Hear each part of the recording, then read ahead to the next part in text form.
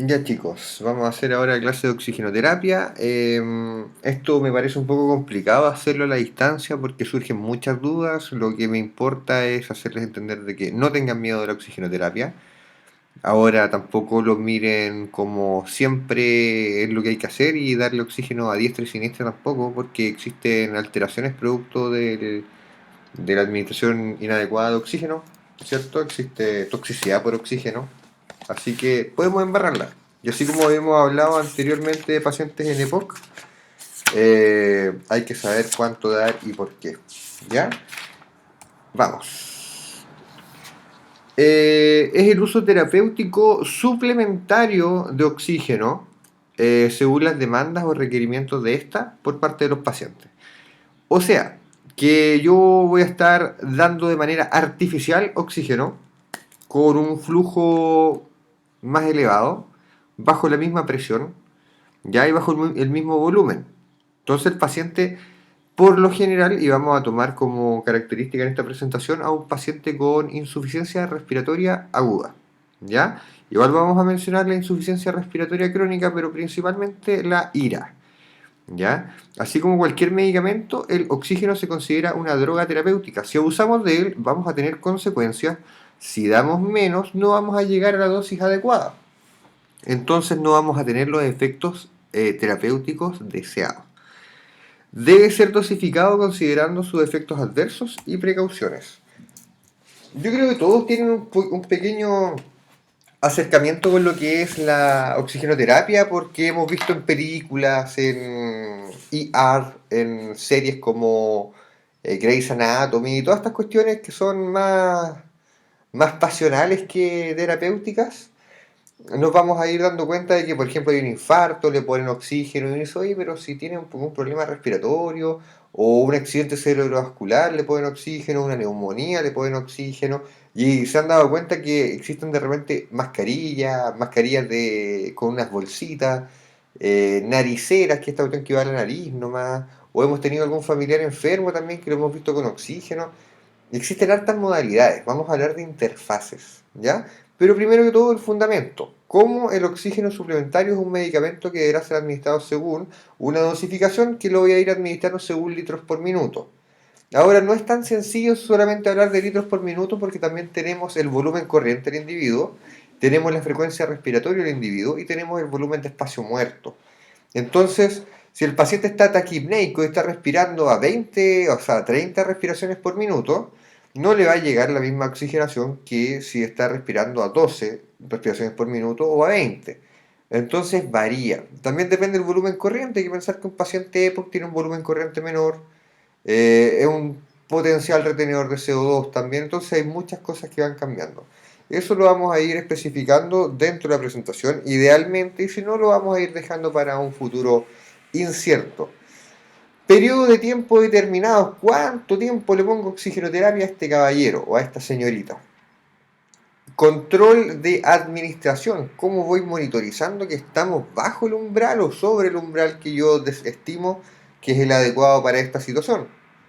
Lo más similar al oxígeno ambiental, entonces yo puedo humidificar este aire, cosa que no tiene mucha evidencia, pero hay algunas cositas en medicina que se dice, oye, entre ponerle y no ponerle, mejor ponerle, este es uno de los casos. No son muchos, pero este es uno. Están pasando los autos por afuera, así que se escucha medio raro. Entonces, le voy a explicar cuándo humidificar y cuándo va a ser efectiva la humidificación. Y la temperatura que principalmente la va a ir dando nuestro organismo, principalmente nuestro cuadrante superior del organismo, que va a ser cabeza-cuello. ¿Ya? Eh, el aire que yo voy a administrar suplementariamente es suplementario, pues entonces cumple, pero no es tibio, no es húmedo, e incluso si yo mantengo mucho tiempo la administración del oxígeno, va a ser algo irritativo, va a generar daño en las mucosas. Dependiendo de estas variables, se administrará la oxigenoterapia. Ahora, cuando uno tiene un poco más de expertise y es una atención ambulatoria, uno puede actuar con velocidad y con cierta, entre comillas, imprecisión, y la precisión va a estar dada por la expertise del individuo. Ya, pero cuando tengo un paciente en la UCI, no puedo dejar ningún cabo suelto, entonces tiene que ser todo calculado, calcular el índice de Kirby, o presión arterial slash FIO2, entre otras cosas. Objetivos. Dentro de los objetivos que más podemos destacar, encontramos el tratamiento de la hipoxemia. Habíamos hablado, por ejemplo, de los límites inferiores, que hablábamos de 60 mililitros de mercurio de presión arterial de oxígeno, como límite inferior normal, o hablar de 92 a 90% de saturación, dependiendo de algunos casos. Disminución del trabajo respiratorio, disminución de las demandas cardíacas, disminución del trabajo. Junto con esto podemos encontrar también el uso de oxígeno para realizar procedimientos que serán descritos más adelante. Se me borraron las fotos acá. Por ahí anda. Entonces tenemos, por ejemplo, la valoración clínica, los signos vitales, que en este caso vamos a hablar de la saturación, y tenemos también que monitorizar el trabajo cardíaco. Hay que entender que cuando en la sangre hay una baja concentración de oxígeno, y hay que entender que el corazón es quien bombea la sangre, y la sangre transporta oxígeno.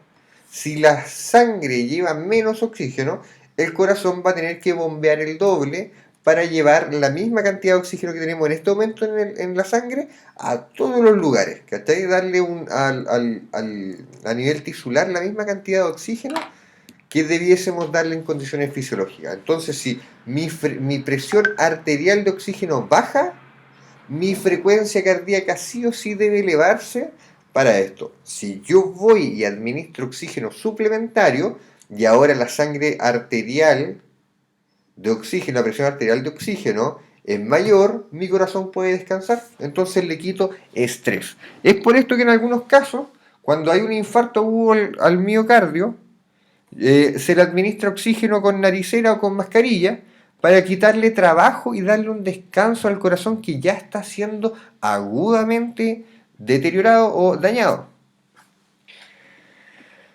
Vamos a hablar mucho de la FIO2, que habíamos hablado de que cerrado es 20,8 y tanto, pero vamos a hablar de que es de 21%. Y esto, por ejemplo, pensemos en un círculo, en una pelota. Y esta pelota, todo es gas. De esta pelota no todo es oxígeno, solamente un 21%, una parte pequeña, ¿cierto? Un quinto de este gas es oxígeno. El resto son, por ejemplo, nitrógeno, partículas, entre otras cosas que le van a ir dando, entre comillas, estabilidad y volumen. Deme un segundo, chiquillos, que voy a ponerle el cargador del computador.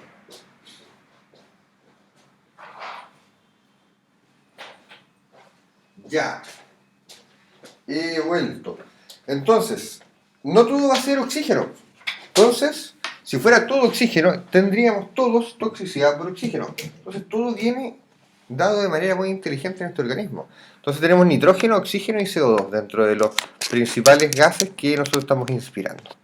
Entonces, la gran cantidad es nitrógeno. Si nosotros alteramos o decimos, oye, ¿sabéis qué? Saquemos el nitrógeno al individuo, se genera una inestabilidad dentro del gas y se genera una inestabilidad dentro de nuestro sistema respiratorio, y vamos a tener como consecuencia, ¿qué cosa? Vamos a tener principalmente atelectasias, alteraciones de la vasoconstricción, aspiraciones, reabsorciones, entre otras cosas. Cosas malas, ¿ya? Nosotros lo que vamos a trabajar es aumentando la FIO2. Entonces, si yo les pregunto, hoy ¿cuánto es la FIO2 mínima que podemos administrar a un individuo? Y usted me dice 19%, no, porque usted le está sacando oxígeno. ¿Ya? Así que ojo con eso. La finalidad de ingresar oxígeno suplementario es aumentar la presión alveolar de oxígeno por sobre el nivel basal, generando un gradiente de presión mayor. Si aumenta la presión alveolar, va a aumentar la presión arterial porque se genera la hematosis, que es el traspaso del oxígeno a la sangre. Por lo tanto, el oxígeno que ingresamos, ¿cierto?, va a tener que ser producto de una FIO2 mayor. ¿Ya? Eso por ahora, léanlo ustedes. Fracción inspirada de oxígeno se define como la cantidad de oxígeno medible o calculable en el organismo posterior a una ventilación o a una administración de oxígeno suplementario. Como se mencionó anteriormente, para que la administración de oxígeno suplementario sea eficaz, debe tener una dosis mayor que el 21%. No saco nada. Si yo le pongo una naricera o una mascarilla al individuo sin encender este sistema de oxígeno sin darle ningún litro, yo ya le voy a estar administrando 81, o sea, 21%, que esto va a ser aire ambiente. Si yo le pongo 1 litro, esto aumenta inmediatamente a 24% con naricera. ¿Ya? Se incrementa entonces la tensión o la presión de oxígeno alveolar, disminuye el trabajo ventilatorio, disminuye el trabajo miocárdico, entre otras cositas. Tenemos el índice de Kirby o PAFI. Yo cuando hable de PAFI, si vemos al final la parte de UCI, les voy a hablar de la presión arterial que llega o que se produce como consecuencia de una fracción inspirada de oxígeno. O sea, yo estoy administrando tanto oxígeno suplementario y tanto oxígeno o tanta presión arterial de oxígeno queda en mi sangre. Si yo estoy administrando mucho oxígeno y está pasando poco oxígeno a la sangre, es porque está ocurriendo un problema extraño a nivel pulmonar. Entonces, si calculamos una PAFI que viene a continuación, una PAFI leve o un índice de Kirby leve, que me hable de que hay un parcial buen funcionamiento del pulmón o un daño, un ALI, Acute Lung Injury, que es un daño pulmonar agudo, vamos a hablar de esta entre 300 y 200. Sobre 300 es normal, es lo que todos tenemos. Moderada entre 200 y 100 y severa menos 100. Un caso particular que creo que se los comenté puede ser en el paciente con distrés respiratorio agudo, ya síndrome de distrés respiratorio agudo, que acá vamos a tener una PAFI realmente disminuida. ¿Ya? Hay una clase de eso por ahí. Vamos a ver si llegamos a ello. Causas de hipoxemia. Como ya hemos visto, la hipoxemia puede ocurrir por alguna alteración del gradiente de presión, alteración de la barrera hematogaseosa, alteración de la reacción BQ, alteración hemodinámica, alteración de la presión ambiente, entre otras cosas. ¿Ya? Entonces, tenemos muchas formas por las cuales se nos puede bajar la presión arterial de oxígeno, tener hipoxemia, que se va a representar en una saturación disminuida de manera inmediata y presión arterial de oxígeno. No sé qué quise decir con eso.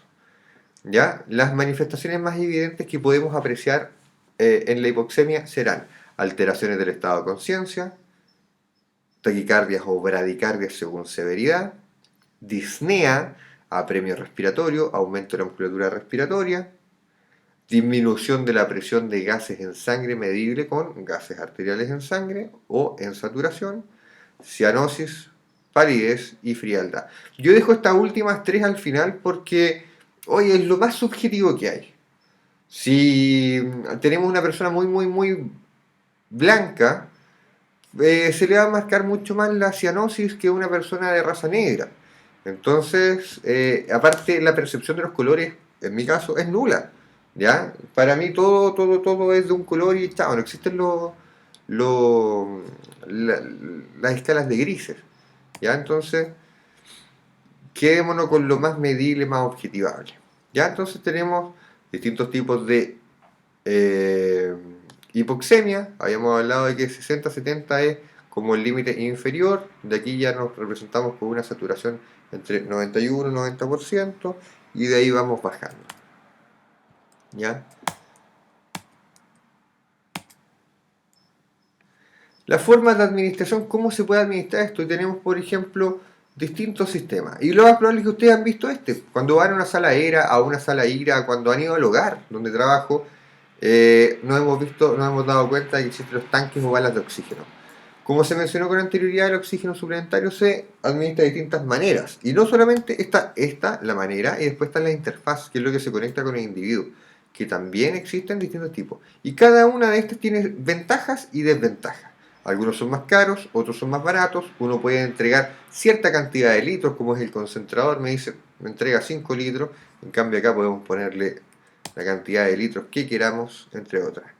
Tenemos, por ejemplo, la bala o el balón metálico de gas comprimido, que nos entrega un oxígeno al 100% de presión. ¿Ya? Estos son poco prácticos para quienes necesitan oxígeno a bajo flujo y que se debiesen trasladar por la calle, entre otras cositas. Trasladar un tanque de oxígeno es súper incómodo, ¿ya? Son pesados, no se deben caer, porque puede generar un accidente de manera cuantiosa. hay que tener cierto protocolo para mantenerlo en una sala, a menos de que sean los de transporte, que son de 16 litros. Es un cacho. Y lo otro, lo principal, es que se gastan rápido. Si tenemos un paciente con consumo de oxígeno domiciliario de manera crónica, él no y necesita poco oxígeno, si usamos una de estas vamos a quedar pobres rápido, ¿ya?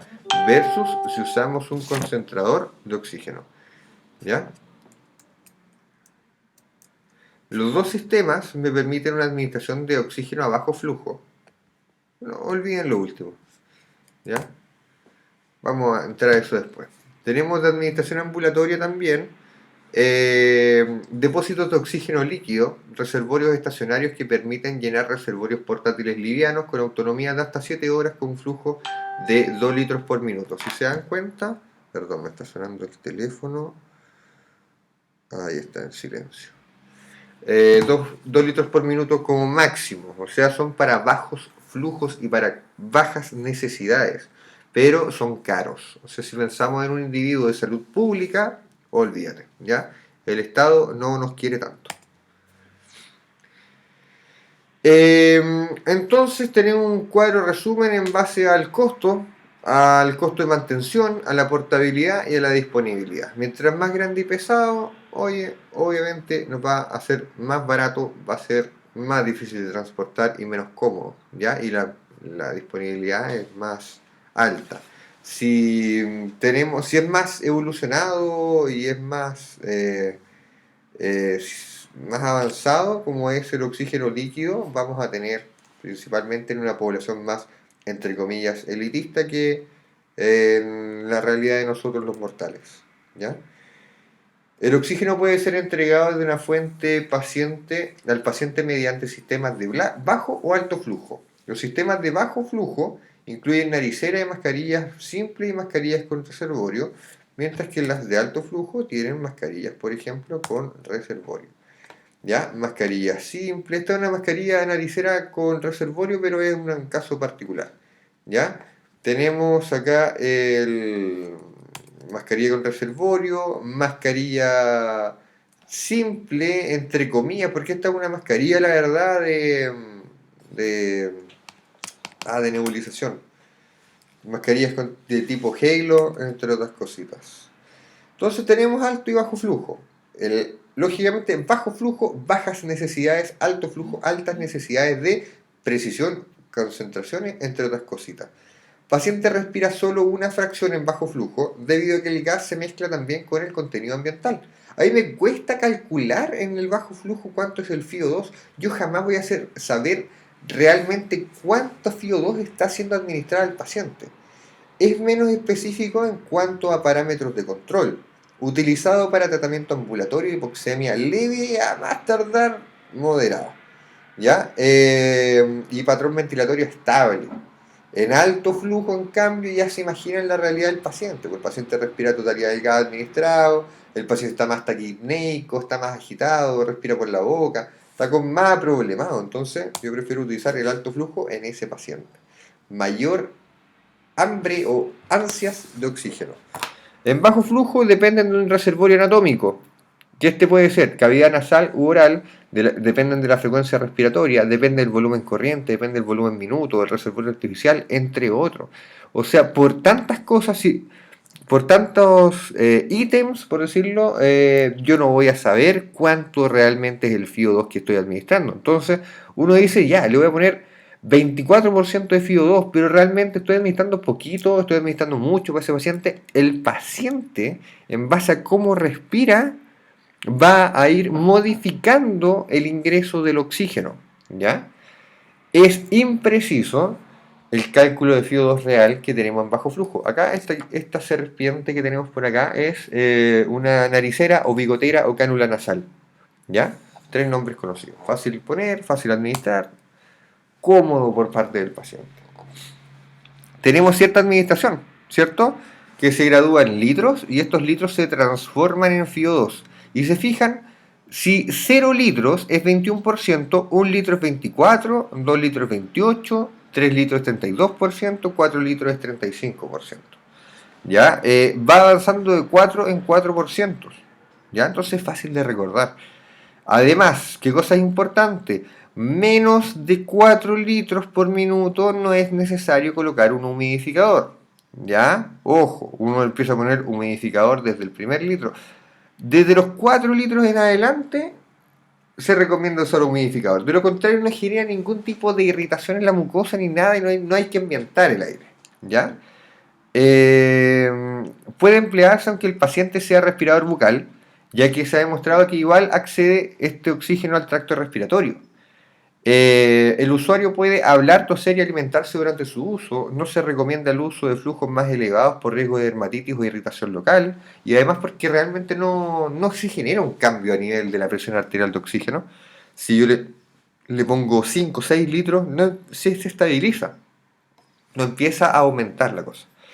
En pacientes muy taquipneicos que respiren por la boca, ¿cierto? Se puede ocupar idealmente máscaras faciales o sistemas de alto flujo. Si el paciente está muy agitado, no consideramos la naricera. Si no tenemos nada al alcance, la ponemos igual.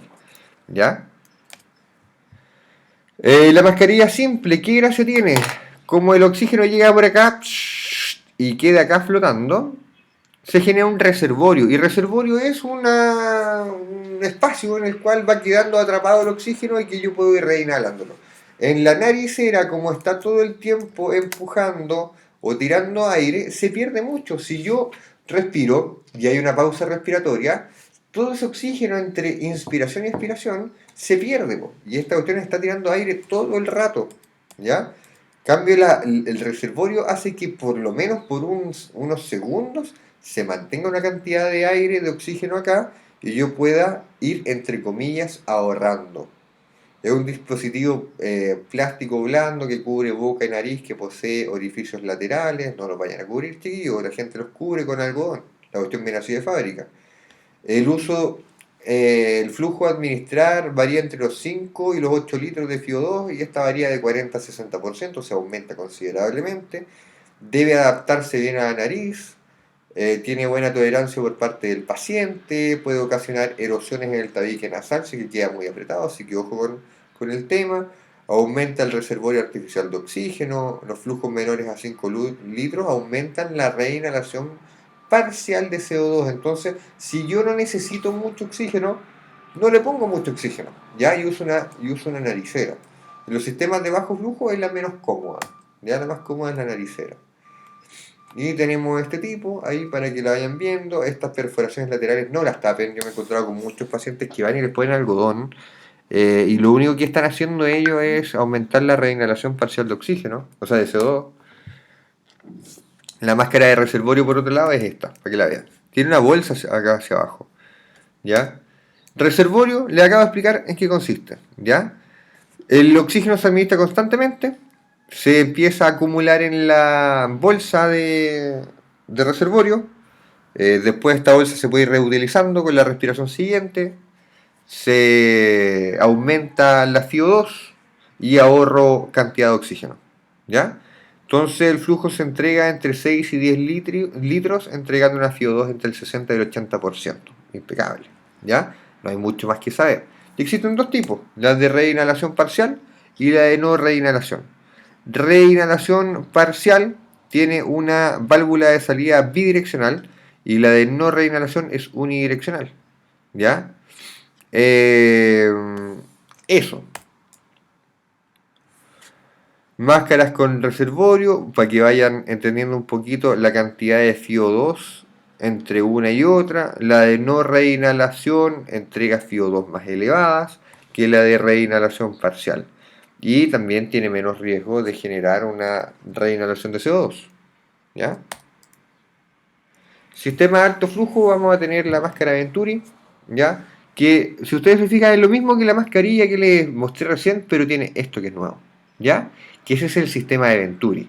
Y un sistema de Venturi, explicado con peras y con manzanas para que se entienda, es si yo tengo un flujo, en este caso un flujo de agua, si tengo un flujo de aire o de agua, y esto entre comillas se achica, ¿ya? En la mitad del tramo se genera una compresión y además se genera, o aparte, se genera una segunda entrada, ¿ya? En este caso transversal, una segunda entrada de aire o de agua, la consecuencia va a ser que después de este ingreso, el flujo se haga mucho más rápido. ¿Ya? Entonces esto es una forma de acelerar en base a propiedades físicas. Y esto se llama sistema de Venturi, ¿ya? O efecto Venturi, ¿ya? Y la gracia que tiene es que en la mascarilla, en esta, si usted se fija acá tiene un hoyito, si usted se fija acá tiene un hoyito, va a ser esto. Esto es lo que nosotros modulamos. Entonces vamos a estar regulando la FiO2 del individuo, acelerando el flujo. Entonces es más preciso. Yo lo que le estoy dando sé lo que le estoy administrando. ¿Ya? Y es para situaciones donde la frecuencia respiratoria está mucho más taquipneico el individuo, donde el trabajo respiratorio y trabajo miocárdico es mayor, donde necesito o tengo una hipoxemia moderada, severa, y necesito entregar cosas más precisas, ¿ya? Efectos no deseados, ¿cierto? Oxígeno dependencia, toxicidad por oxígeno. Hay que entender que dentro de la toxicidad por oxígeno, como esto es un medicamento, yo le estoy administrando, por ejemplo, ya mucho oxígeno. Y más encima tenemos un sistema, por ejemplo, de una patología respiratoria, que sería, por ejemplo, una neumonía. Hay que entender que las áreas no ventiladas son áreas donde se va a generar broncoconstricción, se va a generar vasoconstricción, y al momento de tener vasoconstricción tenemos una disminución considerable, obviamente, en la hematosis. Al momento de cambiar esto se empiezan a generar daños pulmonares, y en estas cosas, principalmente si hay vasoconstricción y el gas sigue insistiendo, se generan alteraciones de las presiones de los gases, se generan alteraciones de la composición de los gases, generando, dentro de otras cosas, una disminución en la cantidad de nitrógeno, en algunos casos, pudiendo ser reabsorbido este gas por parte del pulmón, generando como consecuencia una atelectasia, ¿ya? Recomendaría revisar la diapo de atelectasia, entre otras cosas. Ya me han molestado el teléfono, son las 7 de la mañana y me han molestado mucho. Eso, atelectasia por absorción. Y efectos adversos, lógicamente, vamos a tener irritación o úlceras dependiendo del lugar, irritación de las mucosas, irritación de la piel, entre otras cositas. Y, lógico, como esto es un fármaco, dependencia al oxígeno. ¿Ya? Entonces, ojo, que nunca se les olvide que esto es un medicamento, que hay que administrarlo durante el menor tiempo posible. ¿Ya? Eso, chiquillos, muchas gracias.